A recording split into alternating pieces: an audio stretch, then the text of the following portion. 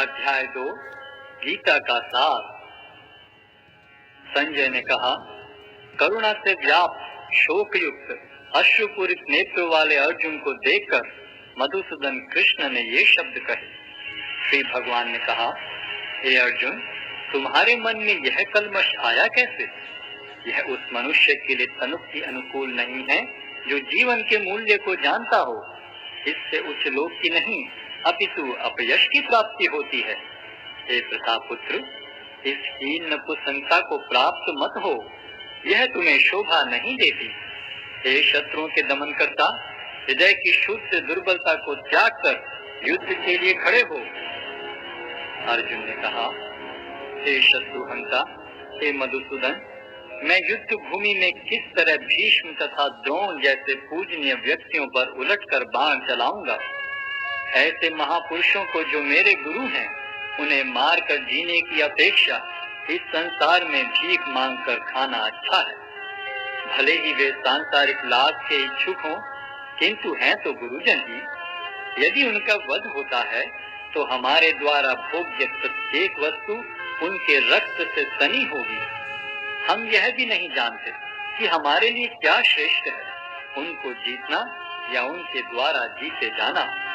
यदि हम धृतराष्ट्र के पुत्रों का वध कर देते हैं तो हमें जीवित रहने की आवश्यकता नहीं है, फिर भी वे युद्ध भूमि में हमारे समक्ष खड़े हैं। अब मैं अपनी कृपण दुर्बलता के कारण अपना कर्तव्य भूल गया हूँ और सारा धैर्य खो चुका हूँ। ऐसी अवस्था में मैं आपसे पूछ रहा हूँ कि जो मेरे लिए श्रेयस्कर हो उससे निश्चित रूप से बताएं। अब मैं आपका शिष्य हूँ और आपका शरणागत हूँ, कृपया मुझे उपदेश दें। मुझे ऐसा कोई साधन नहीं दिखता जो मेरी इंद्रियों को सुखाने वाले इस शोक को दूर कर सके। स्वर्ग पर देवताओं के अधिपत्य की तरह इस धन धान्य संपन्न सारी पृथ्वी पर निष्कंटक राज्य प्राप्त करके भी मैं इस शोक को दूर नहीं कर सकूंगा। संजय ने कहा, इस प्रकार कहने के बाद शत्रुओं का दमन करने वाला अर्जुन कृष्ण से बोला, हे गोविंद, मैं युद्ध नहीं करूंगा, और चुप हो गया। हे भरतवंशी धृतराष्ट्र, उस समय दोनों सेनाओं के मध्य शोकमग्न अर्जुन से कृष्ण ने मानो हंसते हुए ये शब्द कहे। श्री भगवान ने कहा, तुम पांडित्यपूर्ण वचन करते हुए उनके लिए शोक कर रहे हो जो शोक करने योग्य नहीं है। जो विद्वान होते हैं वे न तो जीवित के लिए न ही मृत के लिए शोक करते हैं। ऐसा कभी नहीं हुआ कि मैं न रहा हूँ या तुम न रहे हो, अथवा ये समस्त राजा न रहे हों, और न ऐसा है कि भविष्य में हम लोग नहीं रहेंगे। जिस प्रकार शरीरधारी आत्मा इस शरीर में बाल्यावस्था से तरुणावस्था में और फिर वृद्धावस्था में निरंतर अग्रसर होता रहता है, उसी प्रकार मृत्यु होने पर आत्मा दूसरे शरीर में चला जाता है। धीर व्यक्ति ऐसे परिवर्तन से मोह को प्राप्त नहीं होता। हे कुंती पुत्र, सुख तथा दुख का क्षणिक उदय तथा काल क्रम में उनका अंतर्धान होना सर्दी तथा गर्मी की ऋतुओं के आने जाने के समान है। हे भरतवंशी, वे इंद्रिय बोध से उत्पन्न होते हैं और मनुष्य को चाहिए कि अविचल भाव से उनको सहन करना सीखे। हे पुरुष श्रेष्ठ अर्जुन, जो पुरुष सुख तथा दुख में विचलित नहीं होता और इन दोनों में संभाव रखता है, वह निश्चित रूप से मुक्ति के योग्य है। तत्वदर्शियों ने यह निष्कर्ष निकाला है कि असत का तो कोई चिरस्थायित्व नहीं है, किंतु सत अपरिवर्तनीय रहता है। उन्होंने इन दोनों की प्रकृति के अध्ययन द्वारा यह निष्कर्ष निकाला है। जो सारे शरीर में व्याप्त है उसे ही तुम अविनाशी समझो। उस अव्यय आत्मा को नष्ट करने में कोई भी समर्थ नहीं है। अविनाशी, अप्रमेय तथा शाश्वत जीव के भौतिक शरीर का अंत अवश्यम भावी है। अतः हे भरतवंशी, युद्ध करो। जो इस जीवात्मा को मारने वाला समझता है तथा जो इसे मरा हुआ समझता है, वे दोनों ही अज्ञानी हैं, क्योंकि आत्मा न तो मरता है और न मारा जाता है। आत्मा के लिए किसी भी काल में न तो जन्म है न मृत्यु।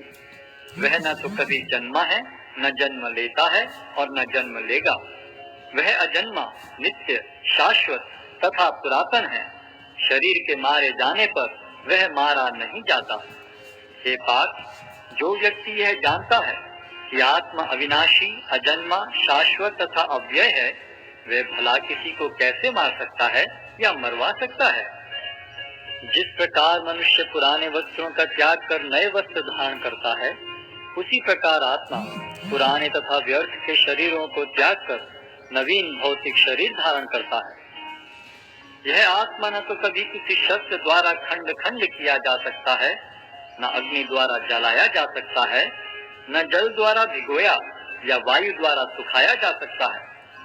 यह आत्मा अखंडित तथा अघुलनशील है। इसे न तो जलाया जा सकता है, न ही सुखाया जा सकता है। यह शाश्वत, सर्वव्यापी, अविकारी, स्थिर तथा सदैव एक सा रहने वाला है। यह आत्मा अव्यक्त, अकल्पनीय तथा अपरिवर्तनीय कहा जाता है। यह जानकर तुम्हें शरीर के लिए शोक नहीं करना चाहिए। किंतु यदि तुम यह सोचते हो कि आत्मा अथवा जीवन का लक्षण सदा जन्म लेता है तथा सदा मरता है, तो भी हे महाबाहु, तुम्हारे शोक करने का कोई कारण नहीं है। जिसने जन्म लिया है उसकी मृत्यु निश्चित है और मृत्यु के पश्चात पुनर्जन्म भी निश्चित है। अतः अपने अपरिहार्य कर्तव्य पालन में तुम्हें शोक नहीं करना चाहिए। सारे जीव प्रारंभ में अव्यक्त रहते हैं, मध्य अवस्था में व्यक्त होते हैं और विनष्ट होने पर पुनः अव्यक्त हो जाते हैं। अतः शोक करने की क्या आवश्यकता है?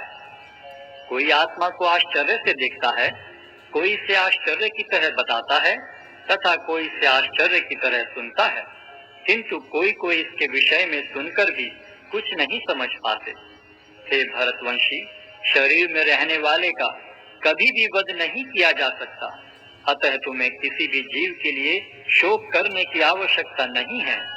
क्षत्रिय होने के नाते अपने विशिष्ट धर्म का विचार करते हुए तुम्हें जानना चाहिए कि धर्म के लिए युद्ध करने से बढ़कर तुम्हारे लिए अन्य कोई कार्य नहीं है। अतः तुम्हें संकोच करने की कोई आवश्यकता नहीं है। ये बात वे क्षत्रिय सुखी हैं जिन्हें ऐसे युद्ध के अवसर अपने आप प्राप्त होते हैं, जिससे उनके लिए स्वर्ग लोक के द्वार खुल जाते हैं। किंतु यदि तुम युद्ध करने के स्वधर्म को संपन्न नहीं करते, तो तुम्हें निश्चित रूप से अपने कर्तव्य की उपेक्षा करने का पाप लगेगा और तुम योद्धा के रूप में भी अपना यश खो दोगे। लोग सदैव तुम्हारे अपयश का वर्णन करेंगे और सम्मानित व्यक्ति के लिए अपयश तो मृत्यु से भी बढ़कर है। जिन जिन महान योद्धाओं ने तुम्हारे नाम तथा यश को सम्मान दिया है, वे सोचेंगे कि तुमने डर के मारे युद्ध भूमि छोड़ दी है और इस तरह वे तुम्हें तुच्छ मानेंगे। तुम्हारे शत्रु अनेक प्रकार के कटु शब्दों से तुम्हारा वर्णन करेंगे और तुम्हारी सामर्थ्य का उपहास करेंगे। तुम्हारे लिए इससे दुखदाई और क्या हो सकता है? हे कुंती पुत्र, तुम यदि युद्ध में मारे जाओगे तो स्वर्ग प्राप्त करोगे, या यदि तुम जीत जाओगे तो पृथ्वी के साम्राज्य का भोग करोगे। अतः दृढ़ संकल्प करके खड़े हो और युद्ध करो। तुम सुख या दुख, हानि या लाभ, विजय या पराजय का विचार किए बिना युद्ध के लिए युद्ध करो। ऐसा करने पर तुम्हें कोई पाप नहीं लगेगा। यहाँ मैंने वैशेषिक अध्ययन द्वारा इस ज्ञान का वर्णन किया है। अब निष्काम भाव से कर्म करना बता रहा हूँ, उसे सुनो। हे प्रताप पुत्र, तुम यदि ऐसे ज्ञान से कर्म करोगे तो तुम कर्मों के बंधन से अपने को मुक्त कर सकते हो। इस प्रयास में न तो हानि होती है न ही ह्रास, अपितु इस पथ पर की गई अल्प प्रगति भी महान भय से रक्षा कर सकती है। जो इस मार्ग पर चलते हैं वे प्रयोजन में दृढ़ रहते हैं और उनका लक्ष्य भी एक होता है। हे गुरुनंदन, जो दृढ़ प्रतिज्ञ नहीं है, उनकी बुद्धि अनेक शाखाओं में विभक्त रहती है। अल्पज्ञानी मनुष्य वेदों के उन अलंकारिक शब्दों के प्रति अत्यधिक आसक्त रहते हैं जो स्वर्ग की प्राप्ति, अच्छे जन्म, शक्ति इत्यादि के लिए विविध सकाम कर्म करने की संस्तुति करते हैं। इंद्रिय तृप्ति तथा ऐश्वर्य में जीवन की अभिलाषा के कारण वे कहते हैं कि इससे बढ़कर और कुछ नहीं है। जो लोग इंद्रिय भोग तथा भौतिक ऐश्वर्य के प्रति अत्यधिक आसक्त होने से ऐसी वस्तुओं से मोहग्रस्त हो जाते हैं, उनके मनों में भगवान के प्रति भक्ति का दृढ़ निश्चय नहीं होता। वेदों में मुख्यतः प्रकृति के तीनों गुणों का वर्णन हुआ है। हे अर्जुन, इन तीनों गुणों से ऊपर उठ समस्त द्वैतों और लाभ तथा सुरक्षा की सारी चिंताओं से मुक्त होकर आत्मपरायण बनो। एक छोटे से कूप का सारा कार्य एक विशाल जलाशय से तुरंत पूरा हो जाता है। इसी प्रकार वेदों के आंतरिक तात्पर्य जानने वाले को उनके सारे प्रयोजन सिद्ध हो जाते हैं। तुम्हें अपना कर्म करने का अधिकार है, किंतु कर्म के फलों के तुम अधिकारी नहीं हो। तुम न तो कभी अपने आप को अपने कर्मों के फलों का कारण मानो, न ही कर्म न करने में कभी आसक्त हो। हे अर्जुन, जय अथवा पराजय की समस्त आसक्ति त्याग कर समभाव से अपना कर्म करो, ऐसी क्षमता योग कहलाती है। हे धनंजय, भक्ति के द्वारा समस्त गर्हित कर्मों से दूर रहो और उसी भाव से भगवान की शरण ग्रहण करो। जो व्यक्ति अपने सकाम कर्म फलों को भोगना चाहते हैं, वे कृपण हैं। भक्ति में संलग्न मनुष्य इस जीवन में ही अच्छे तथा बुरे कार्यों से अपने को मुक्त कर लेता है। अतः योग के लिए प्रयत्न करो, क्योंकि सारा कार्य कौशल यही है। इस तरह भगवत भक्ति में लगे रहकर बड़े बड़े ऋषि, मुनि अथवा भक्तगण अपने आप को इस भौतिक संसार में कर्म के फलों से मुक्त कर लेते हैं। इस प्रकार वे जन्म मृत्यु के चक्र से छूट जाते हैं और भगवान के पास जाकर उस अवस्था को प्राप्त करते हैं जो समस्त दुखों से परे है। जब तुम्हारी बुद्धि मोह रूपी सघन वन को पार कर जाएगी, तो तुम सुने हुए तथा सुनने योग्य सबके प्रति अन्य मनस्क हो जाओगे। जब तुम्हारा मन वेदों की अलंकारमयी भाषा से विचलित न हो और वह आत्म साक्षात्कार की समाधि में स्थिर हो जाए, तब तुम्हें दिव्य चेतना प्राप्त हो जाएगी। अर्जुन ने कहा, हे कृष्ण, अध्यात्म में लीन चेतना वाले व्यक्ति के क्या लक्षण हैं? वह कैसे बोलता है तथा उसकी भाषा क्या है? वह किस तरह बैठता और चलता है? श्री भगवान ने कहा, हे पार्थ, जब मनुष्य मनोधर्म से उत्पन्न होने वाली इंद्रिय तृप्ति की समस्त कामनाओं का परित्याग कर देता है और जब इस तरह से विशुद्ध हुआ उसका मन आत्मा में संतोष प्राप्त करता है, तो वह विशुद्ध दिव्य चेतना को प्राप्त स्थित प्रज्ञ कहा जाता है। जो त्रय तापों के होने पर भी मन में विचलित नहीं होता अथवा सुख में प्रसन्न नहीं होता और जो आसक्ति, भय तथा क्रोध से मुक्त है, वह स्थिर मन वाला मुनि कहलाता है। इस भौतिक जगत में जो व्यक्ति न तो शुभ की प्राप्ति से हर्षित होता है और न अशुभ के प्राप्त होने पर उससे घृणा करता है, वह पूर्ण ज्ञान में स्थिर होता है।